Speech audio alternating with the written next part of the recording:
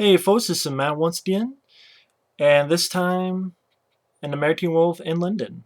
I have already reviewed the sequel, An American Werewolf in Paris. That's on my channel. Just go to my channel and type in American Werewolf in Paris, or go up there and type An American Werewolf in Paris, Ramble Rat for Life, or An American Werewolf in Paris review, or rant, or however you want to call it. I don't hate American Werewolf in Paris as much as other people, but it's not a good film. I think it's especially the CGI. This is definitely a better film. Now, I know a few people like Chris Roca 8 and a few other people wanted me to review An American Werewolf in London, which is why I decided to review this for, October. This is the Blu-ray. This is the Full Moon edition. This is the one. It was also, they had a DVD of the Full Moon edition, which you have interview with Rick Baker doing the film, and then also him talking about him doing the new Wolfman movie, which I did not like the Wolfman. Not sure if my rant of that is still up, but I did not like that one. Also has a feature-length documentary that's about a 90-minute documentary on the film, which they interview pretty much anyone who's involved with the film, at least who's still living. And then features from back in the day. A featurette of making the film back in the day, interview with John Landis, Rick Baker, casting of the hand, outtakes, storyboards, photograph montage, commentary with both David Naughton and Griffin Dunne. But yeah, it's American Werewolf in London.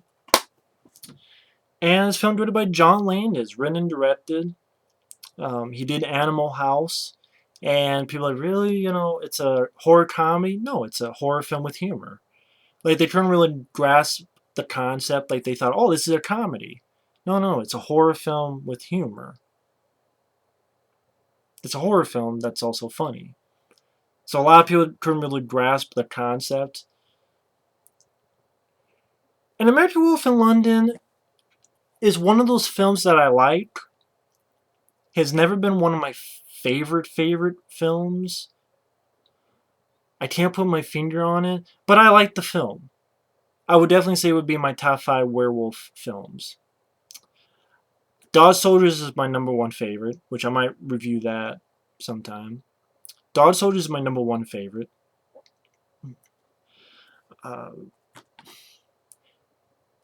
Then it'd be Stephen King's Silver Bullet.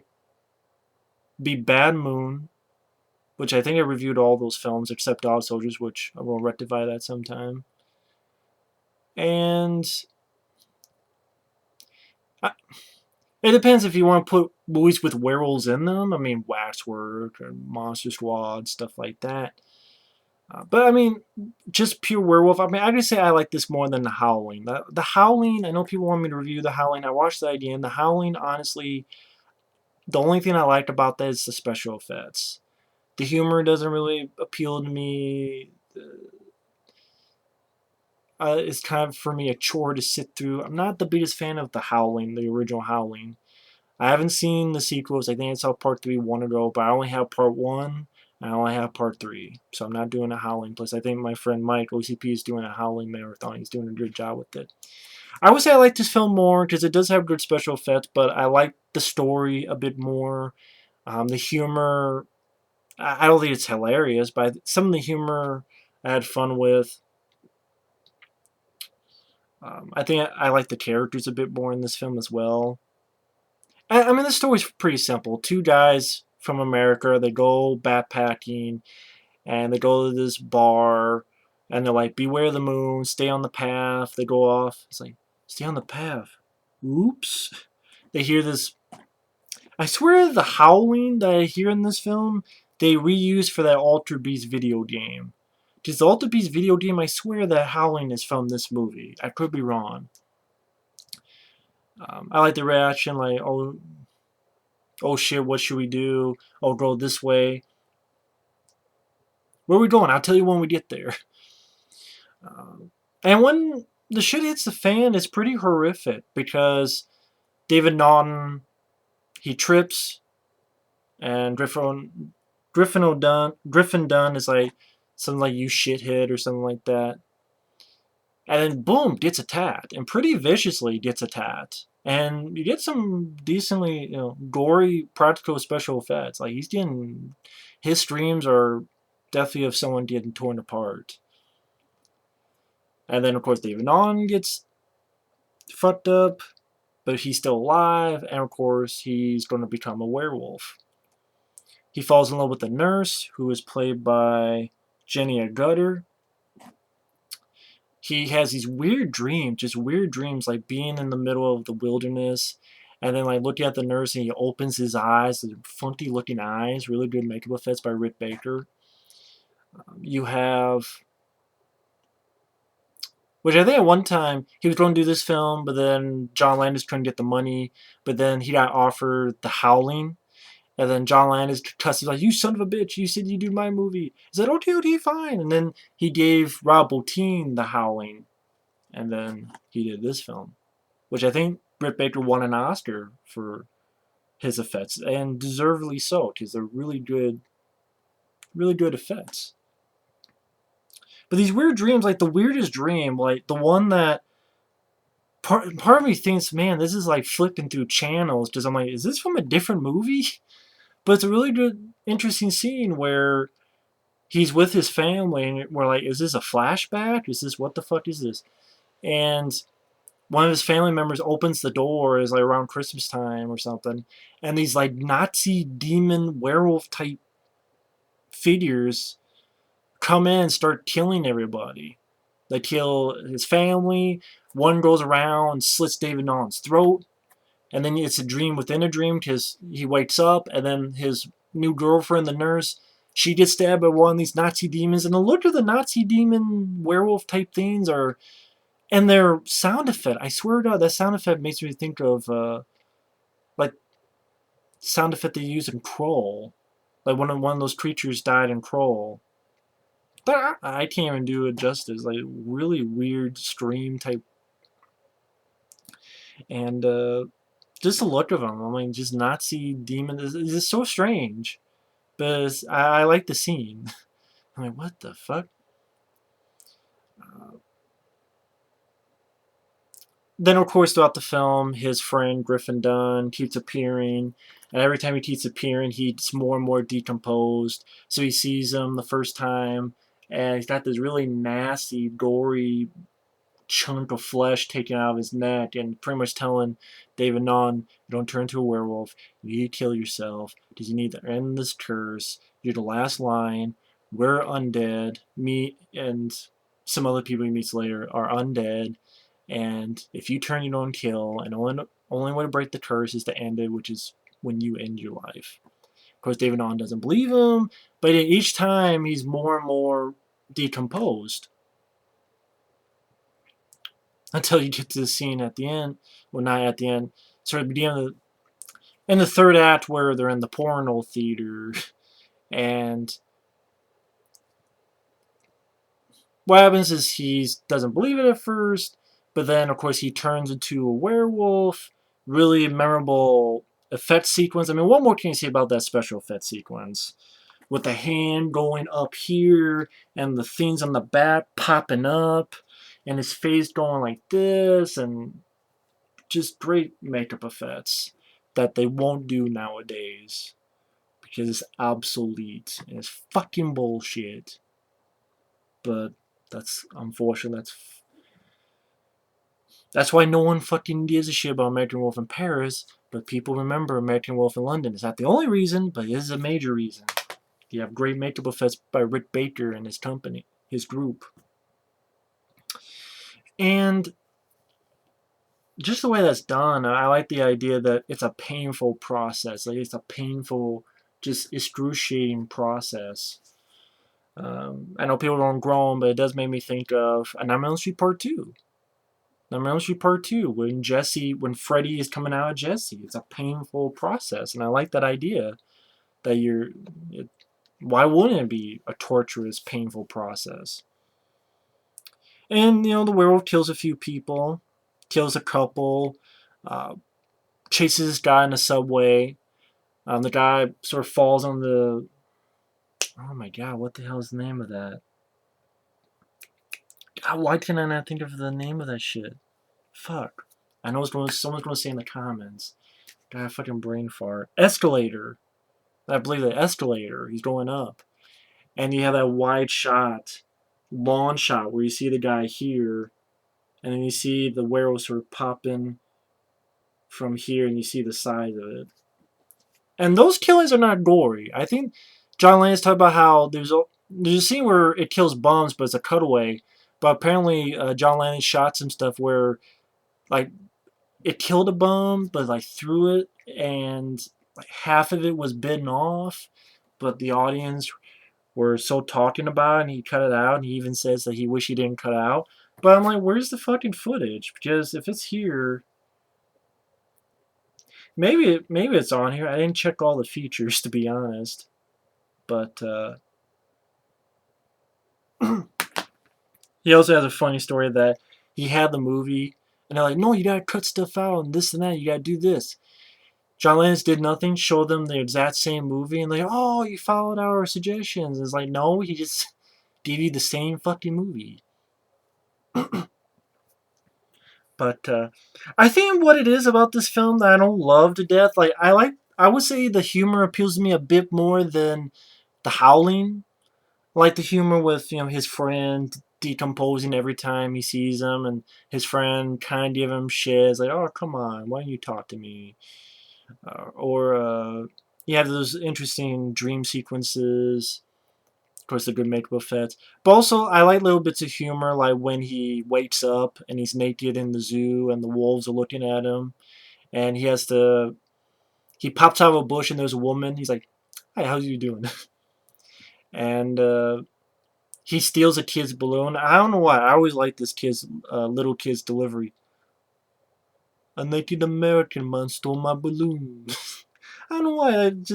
I chuckle at that. Mommy, a Native American man stole my balloon. Just the way it was just delivered, I thought was excellent. So that little sequence I had chuckle with, and then of course, but I don't think it's a laugh riot, and maybe it's not meant to be a laugh riot, but that's only a handful of bits I found chuckling, which is more than I can say for The Howling. None of it I found really chuckling, other than I like Dick Miller in that film. But here I found a couple of stuff chuckling, but there's a lot of it that I'm like, okay.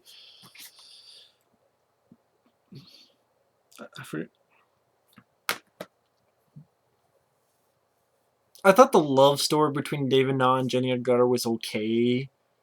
I wasn't the biggest, and so when they have their sex scene or stuff, I wasn't the biggest fan of their love story. I mean, I definitely don't think it was as effective to me as say The Fly or any other love stories. I mean, I think it was okay, but I think that's one reason I'm not the love story. It can work in a film. I just thought it was okay. Maybe because I'm not the biggest Jenny Agutter fan. I thought she was okay. I like David Naughton in the film.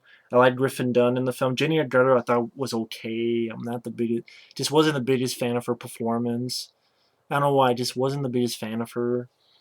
Uh, to be honest, I like the girl in American Werewolf in Paris more than Jenny Agutter. That's me. I'm not saying that love story works better. I just say I like that girl in American Werewolf in Paris more than Jenny Agutter in this film. That's just my own personal preference. And also like the scene in the porno theater. I know it's supposed to be funny that they're, you have his buddy, and then you have his victims. They're the undead and try to make him to kill himself. And the fact that takes place in a porno theater. I know that's supposed to be funny, but I got the joke. I just never found it funny that they're in a porno theater. Okay, I just never found it that funny. So I just you know other bits of humor didn't really appeal to me, but I did get a couple chuckles. But I do like David Naughton's performance. I like Griffin Dunne and the whole idea of his friend, being the undead and coming back each time coming back. It's more and more decomposed. I like the werewolf transformation scene. I like the weird dream scenes. Of course, then he turns to a werewolf in the theater, and you see the claws come out and kills a few people. You see him lapping at these guts, gory guts, and he goes on a rampage. And the rampage scene is well done because you see cars crashing into the other and one into the other. A person gets run over. The one guy gets his head bitten off. You see the head fly onto a hood of a car. Uh, it's not like a blood fest. Like, you don't see blood spilling left and right, but you see a little bit of decent carnage with cars and stuff being fucked up. People flying into glass doors and stuff. Um, I think another thing is the ending. Like, both endings, The Howling and American Wolf in London, not the biggest fan of. The thing is, I understand. I'm fine with the fact, okay, they had to kill him. I get that. They had to kill him. He was a wolf. He was ready to, kill Jenny Agutter. They shot him down. I don't like the way it's handled, though. And I know people don't say that if it wasn't, it'd be corny or sappy, but I disagree. It's the fact that, okay, he's dead. You see, like, 3 seconds of his naked body, he's dead. And then, boom, sharp cut to ba with a ba, the bang bang, boo boo boo boo boo, blah blah blah blue blue blue blue moo, blah blah blah, ba ba ba, the bang bang, boom boom. The fact that sharp cut to before I can even comprehend, oh, this is a guy I liked, and it's sad that he died, and he didn't want to be this. It's tragic. And then a sharp cut to ba ba ba bang bang. I know a lot of people will disagree with me because they feel, well, if it didn't, if it just ended sappy, it'd be corny. I disagree because The Fly with Dan Cronenberg did that. Other films I have done that. Well, this wasn't that type of film because it. I know people don't say, yeah, but it fits with the film because it still had that sense of humor to it. But I didn't think it was funny. Some people, I guess a lot of people probably laughed at that. I didn't think it was funny. To me, it was jarring. And for me, a weak part of the film. It was a tragic part, and I feel that they should have done a score. The score is by Elmer Bernstein, who would later do the score of Ghostbusters and other stuff. Elmer Bernstein. And I didn't care for the songs. Like the song that's used for when uh, David Naughton is transforming. I didn't care for that song. I really didn't. I just don't care for the song. I didn't. One song I don't know why they never used was the song "Werewolf in London" out by Warren Zevon. Bum bum bum bum bum bum bum bum. Oh, woo, Werewolf London. Like, you would think of a film that would be perfect usage for that song to be an American Wolf in London. Werewolves in London. Was that before this movie or after this movie? Someone who knows Warren Zevon music probably will let me know. But how come they don't use that song in this movie? Like, if that song was in, I deal with it more than, well, maybe not, but I don't know. I understand it's Blue Moon and stuff, but I didn't care for the song when he's changing. I didn't care for the jarring music from, oh my god, he's dead, ba ba ba da bang da bang. Just not for me. So I don't know what more I can say about American Wolf in London. I mean, stuff I didn't care for, the way it ended. I know a lot of people disagree because the rest of the film has a sense of humor, so it fits that way. Or if you did do it that way, it'd be sappy and corny. I disagree. I understand The Fly, David Cronenberg, that wasn't a humorous one. This is more of a humorous film. I understand that. But that ending to me works better, and I think the ending of this would have worked better. I know this came out before, but I think it would have worked better, in my opinion. Jenny Gutter, I'm not the biggest fan of hers. Some of the humor, like that sequence taking place in the porno theater, didn't make me laugh. I know it was supposed to. I didn't. It just didn't. I don't like some of the humor words. I think that's why it was never the favorite. But on the good side, David Naughton I like, Griffin Dunne I like. The Rick Baker's effects are great. I like the little pieces of Elmer Bernstein's store that we hear. The dream sequences I like, especially the Nazi demon. That's really fucked up. It's not gory, except the slit throat is pretty decently gory. The idea that his friend keeps coming back more and more decomposed. I liked a lot of those ideas. So there is a lot about this the film I like. Definitely more things I liked about this film than The Howling. Again, The Howling, the only thing I liked is, well, two. Dick Miller, which he's only in like one scene, and the special effects by Rob Bottin. That's really it. But here, there's a bit more that I like. So, anyway, that's my review on American Wolf in London for Chris Roker 8 and a bunch of other people who wanted me to review this film. Hope you enjoy. Stay tuned. I'm not taking requests once in a while, yeah, but I know I want to review Dog Soldiers sometime. Crystal Lake Memories sometime. I know Halloween's fast approaching. And if I can, a few other stuff. So either way, thanks for watching, take care, and we'll see you later.